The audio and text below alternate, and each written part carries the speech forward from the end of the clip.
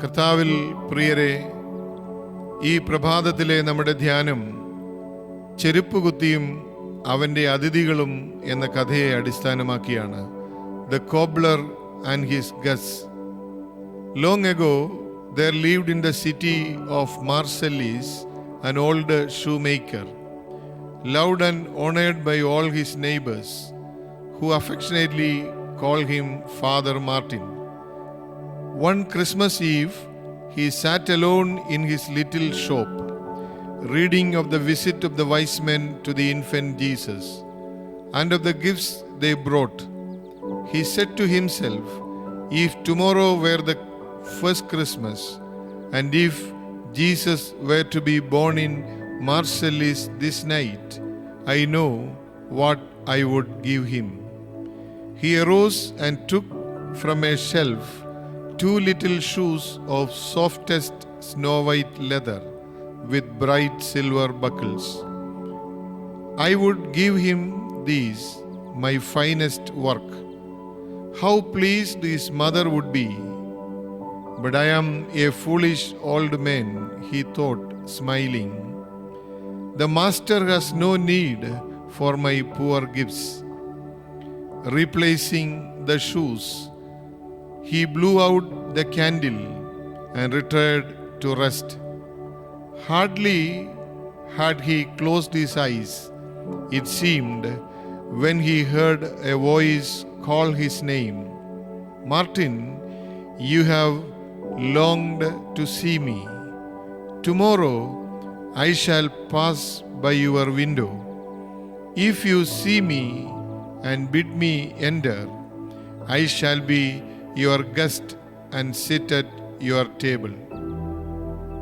He did not sleep that night for joy. Before it was yet dawn, he rose and tidied up his little shop. On the table, he placed a loaf of white bread, a jar of honey, and a pitcher of milk. When all was in readiness, he took up his vigil at the window. He was sure he would know the master. He thought of the joy that would be his when he sat down and broke bread with his guests. Presently, he saw an old street sweeper pass by, blowing upon his thin, gnarled hands to warm them. Poor fellow, he must be half frozen, thought Martin. Opening the door, he called out to him, come in, my friend, and warm yourself and drink something hot. No further urging was needed, and the man gratefully accepted the invitation. An hour passed, and Martin next saw a poor, miserably clothed woman carrying a baby. Quickly, he flung open the door. Come in and warm while you rest, he said to her. You are not well, he asked. I am going to the hospital. I hope they will take me in and my baby, she explained. My husband is at sea and I am ill, without a soul to whom I can go. Poor child, cried the old man. You must eat something while you are getting warm. Let me give a cup of milk to the little one. What a bright, pretty little fellow he is. Why, you have no shoes on him. I have no shoes for him, sighed the mother. Then he shall have his lowly pair I finished yesterday. And Martin took down the soft little snow-white shoes he had looked at the evening before and slipped them on the child's feet. They fit perfectly, and shortly the young mother went her way full of gratitude, and Martin went back to his post at the window. Hour after hour went by, and many needy souls shared the meager hospitality of the old cobbler, but the expected guest did not appear. At last, when night had fallen, Father Martin retired to his coat with a heavy heart. It was only a dream, he sighed. I did hope and believe, but he has not come.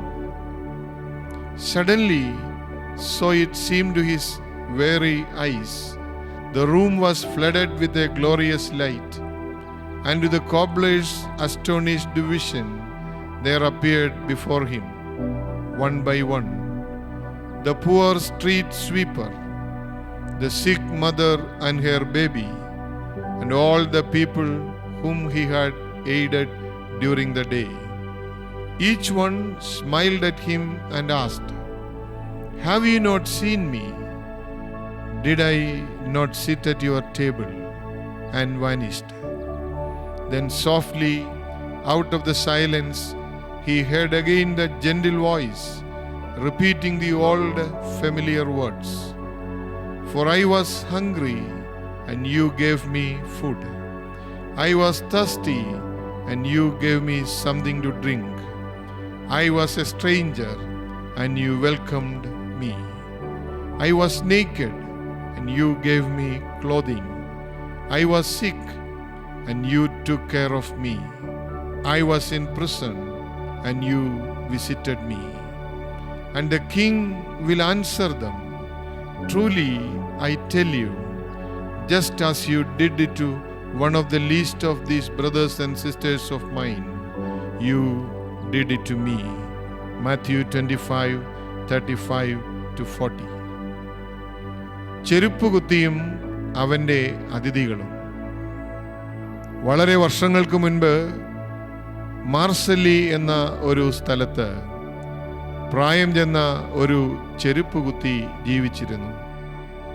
അദ്ദേഹത്തോടുള്ള ബഹുമാനം കൊണ്ട് അയൽക്കാർ അദ്ദേഹത്തെ സ്നേഹപൂർവ്വം വിളിച്ചിരുന്നത് father Martin എന്നാണ്. ഒരു നാൾ വൈകുന്നേരം അദ്ദേഹം തനിയെ തൻ്റെ ഷോപ്പിലിരിക്കുമ്പോൾ യേശുക്രിസ്തുവിൻ്റെ ജനനത്തെക്കുറിച്ചുള്ള ഭാഗം വായിക്കുകയായിരുന്നു. വിദ്വാൻമാർ യേശു കുഞ്ഞിനെ തേടി വന്നതും അവന് കാഴ്ചകൾ അർപ്പിച്ചതും വായിച്ചു കൊണ്ടിരുന്നപ്പോൾ ഫാദർ മാർട്ടിന് തോന്നി, നാളെ ക്രിസ്മസ് ആയിരുന്നെങ്കിൽ, ഈ പട്ടണത്തിലാണ് യേശു ജനിക്കുന്നതെങ്കിൽ, നിശ്ചയമായും ഞാൻ അവന് ഏറ്റവും വിലപിടിപ്പുള്ള മനോഹരമായൊരു സമ്മാനം നൽകുമായിരുന്നു. അദ്ദേഹം എഴുന്നേറ്റ് തൻ്റെ ഷോപ്പിൻ്റെ മുറിയിൽ ചെന്ന് ഭംഗിയായി താൻ ഉണ്ടാക്കി വച്ചിരുന്ന വളരെ മൃദുവായ തുകൽ കൊണ്ടുണ്ടാക്കിയ നല്ല മഞ്ഞിൻ്റെ നിറമുള്ള കുഞ്ഞ് ഷൂസുകൾ എടുത്തു. അതിൽ വെള്ളി കൊണ്ടുള്ള ബക്കിൾസും ഉണ്ടായിരുന്നു. അദ്ദേഹം പറഞ്ഞു, "ഈ എൻ്റെ ഏറ്റവും മനോഹരമായ ഈ ജോഡി ഷൂസുകൾ ഞാൻ യേശു കുഞ്ഞിന് നിശ്ചയമായും നൽകുമായിരുന്നു. പക്ഷേ യേശുവിന് എൻ്റെ ചെറിയ സമ്മാനങ്ങളൊന്നും ആവശ്യമില്ലല്ലോ." കുഞ്ഞു ഷൂകൾ തിരിച്ചു വെച്ചിട്ട് അദ്ദേഹം മെഴുകുതിരി കെടുത്തി ഉറങ്ങാനായിട്ട് പോകുമ്പോൾ അദ്ദേഹം ഒരു സ്വപ്നം കണ്ടു. ആരോ അദ്ദേഹത്തെ മാർട്ടിൻ എന്ന പേര് ചൊല്ലി വിളിക്കുന്നു. എന്നിട്ട് പറഞ്ഞു, "നീ എന്നെ കാണുവാൻ ആഗ്രഹിച്ചിരിക്കുകയാണല്ലോ. നാളെ നീ നിന്റെ ജനാലയുടെ അരികിൽ ഇരിക്കുക. ഞാൻ നിന്നെ കാണാനായി വരും. നീ എന്നെ മനസ്സിലാക്കിയാൽ ഞാൻ നിന്നോടുകൂടെ നിന്റെ മേശയിൽ ഭക്ഷണം കഴിക്കും." ആ രാത്രി മാർട്ടിന് ഉറങ്ങാൻ കഴിഞ്ഞില്ല. നാളെ തന്നെ കാണുവാനായി തൻ്റെ യജമാനൻ വരുന്നു എന്നുള്ള വലിയ ഉത്സാഹം അദ്ദേഹത്തിൻ്റെ ഉറക്കം കെടുത്തി. അദ്ദേഹം അതിരാവിലെ എഴുന്നേറ്റു. പതിവിലും നേരത്തെ തൻ്റെ വീടൊക്കെ വൃത്തിയാക്കി, ഡൈനിങ് ടേബിൾ നന്നായി ക്ലീൻ ചെയ്തു. അതിൽ നല്ല അപ്പം വച്ചു. ഒരു ജാർ നിറയെ തേനൊഴിച്ചു വെച്ചു. എന്നിട്ട് ചൂടുള്ള പാലും അവിടെ കരുതി വെച്ചു. എല്ലാം തയ്യാറായി കഴിഞ്ഞപ്പോൾ അദ്ദേഹം ജനാലയ്ക്കരികിൽ ചെന്ന് റോഡിലേക്ക് നോക്കിയിരിക്കുകയാണ്. കുറെ കഴിഞ്ഞപ്പോൾ അതാ പ്രായം ചെന്ന ഒരു റോഡ് തൂപ്പുകാരൻ റോഡിൽ തൻ്റെ ജോലി ചെയ്യുന്നു. അദ്ദേഹത്തെ തണുത്ത് വിറയ്ക്കുന്നുണ്ട്. മാർട്ടിൻ്റെ ഹൃദയം പറഞ്ഞു, പാവം മനുഷ്യൻ, അദ്ദേഹം ഇപ്പോൾ തന്നെ പകുതി ഫ്രോസണായി കാണും, തണുത്തുറഞ്ഞു കാണും. അദ്ദേഹം ആ മനുഷ്യനെ വിളിച്ചു, അകത്തു വരിക, നീ അല്പം ചൂടേൽക്കുക, ഇവിടെ നിന്ന് എന്തെങ്കിലും ചൂടോടുകൂടെ കുടിക്കുക. അദ്ദേഹം ഒരു മടിയും കൂടാതെ അകത്തു വന്നു. മാർട്ടിൻ അദ്ദേഹത്തിന് ചൂടുള്ള പാൽ കൊടുത്തു. കുറെ കഴിഞ്ഞ് അദ്ദേഹം പോയി. വീണ്ടും 1 മണിക്കൂർ കഴിഞ്ഞപ്പോൾ ഇതാ റോഡിലൂടെ വളരെ കീറിപ്പറഞ്ഞ വസ്ത്രങ്ങൾ ധരിച്ച് പാവപ്പെട്ട ഒരു സ്ത്രീ തൻ്റെ കുഞ്ഞുമായി റോഡിലൂടെ വേഗം നടക്കുന്നു. ആ കുഞ്ഞും അമ്മയും വല്ലാതെ തണുത്ത് ഉറങ്ങലിച്ചിരിക്കുന്നു. അവരെ കണ്ടാൽ ഭക്ഷണം കഴിച്ചിട്ട് കുറേ നേരം ദിവസങ്ങളായോ എന്ന് തോന്നും. മാർട്ടിൻ അവരോട് പറഞ്ഞു, നിങ്ങൾ അകത്തു വരിക, അല്പം ചൂടേൽക്കുക, ഒപ്പം ചൂടോടെ എന്തെങ്കിലും കഴിക്കുക. ആ സ്ത്രീ അകത്തു വന്നു. അവർ പറഞ്ഞു, ഞാൻ എൻ്റെ സുഖമില്ലാത്ത കുഞ്ഞുമായി ഹോസ്പിറ്റലിലേക്ക് പോവുകയാണ്. എന്നെ സഹായിപ്പാൻ ആരുമില്ല. എൻ്റെ ഭർത്താവ് കടലിൽ ജോലിക്ക് പോയിരിക്കുകയാണ്. എനിക്ക് കയറിപ്പോകുവാൻ ഒരിടവുമില്ല. ആ മാർട്ടിൻ പറഞ്ഞു, പാവം കുട്ടി വല്ലാതെ കരയുന്നുണ്ടല്ലോ. അദ്ദേഹം ആ കുഞ്ഞിനും അമ്മയ്ക്കും ഭക്ഷണം കൊടുത്തു, കുടിക്കാൻ ചൂട് പാല് കൊടുത്തു. കുറെ കഴിഞ്ഞ് അവർ പോയി. നോക്കുമ്പോൾ ആ കുഞ്ഞിൻ്റെ കാലിൽ ഷൂസ് ഇല്ലായിരുന്നു. അപ്പോൾ മാർട്ടിൻ തലേന്ന് താൻ എടുത്ത് യേശു കുഞ്ഞിന് കൊടുക്കാനായി വെച്ചിരുന്നതായുള്ള ഷൂസുകൾ ഈ കുഞ്ഞിപ്പാദങ്ങളിൽ അണിയിച്ച് വിട്ടു. കുറച്ച് മണിക്കൂറുകൾ കഴിഞ്ഞ് പല ആവശ്യക്കാർ റോഡിലൂടെ പോകുന്നത് കണ്ട് അവരെയൊക്കെ മാർട്ടിൻ അകത്തു വിളിച്ച് ഭക്ഷണം നൽകുകയും വിശ്രമിക്കാൻ ഇടം നൽകുകയും ചെയ്തു. സന്ധ്യയായി, ഇരുട്ട് പരന്നു തുടങ്ങി. മാർട്ടിൻ പറഞ്ഞു, ഇനിയും അവൻ വരികയില്ല, ഒരുപക്ഷെ അതൊരു വെറും സ്വപ്നം മാത്രമായിരുന്നിരിക്കാം എന്ന് പറഞ്ഞ് നെടുവീർപ്പിട്ട് തൻ്റെ മുറിയിലേക്ക് വിശ്രമിക്കാനായി പോയി. പെട്ടെന്ന് അവിടെ ഒരു വലിയ പ്രകാശം ചുറ്റിമിന്നി. ഒരു വലിയ വെളിച്ചം അവിടെ ഉണ്ടായി. മാർട്ടിൻ്റെ അതിശയം വർദ്ധിച്ചു. പകൽ താൻ കണ്ട ആളുകൾ ഒന്നൊന്നായി മാർട്ടിൻ്റെ കൺമുൻപിലൂടെ കടന്നുപോയി. ആദ്യം പാവപ്പെട്ട റോഡ് തൂക്കുന്ന മനുഷ്യൻ, പിന്നീട് രോഗിയായ കുഞ്ഞിനെയും ഒക്കത്തെടുത്തുകൊണ്ട് വിറങ്ങലിച്ച് വന്ന സ്ത്രീ, പിന്നീട് നോക്കിയപ്പോൾ അതാ പകൽ ആരൊക്കെ താൻ സ്വീകരിച്ചുവോ അവർ ഓരോരുത്തരായി തൻ്റെ അരികിൽ തൻ്റെ കണ്ണിൻ മുൻപിൽ നിൽക്കുന്നു. ഓരോരുത്തരും ചിരിച്ചുകൊണ്ട് മാർട്ടിനോട് ചോദിച്ചു, നീ എന്നെ കണ്ടില്ലേ? ഞാൻ നിന്നോടുകൂടെ നിന്റെ ഭക്ഷണമേശ പങ്കിട്ടല്ലോ, നിന്റെ മുറിയിൽ ഞാൻ വിശ്രമിച്ചല്ലോ എന്ന് പറഞ്ഞ് ഓരോരുത്തരായി മാഞ്ഞുപോയി. അപ്പോൾ മാർട്ടിൻ്റെ ചെവിയിൽ യേശുവിൻ്റെ വചനങ്ങൾ മുഴങ്ങി. എനിക്ക് വിശന്നു, നീ ഭക്ഷിപ്പാൻ തന്നു. എനിക്ക് ദാഹിച്ചു, നീ കുടിപ്പാൻ തന്നു. ഞാനൊരു അപരിചിതനായിരുന്നു, നീ എന്നെ ചേർത്തുകൊണ്ടു.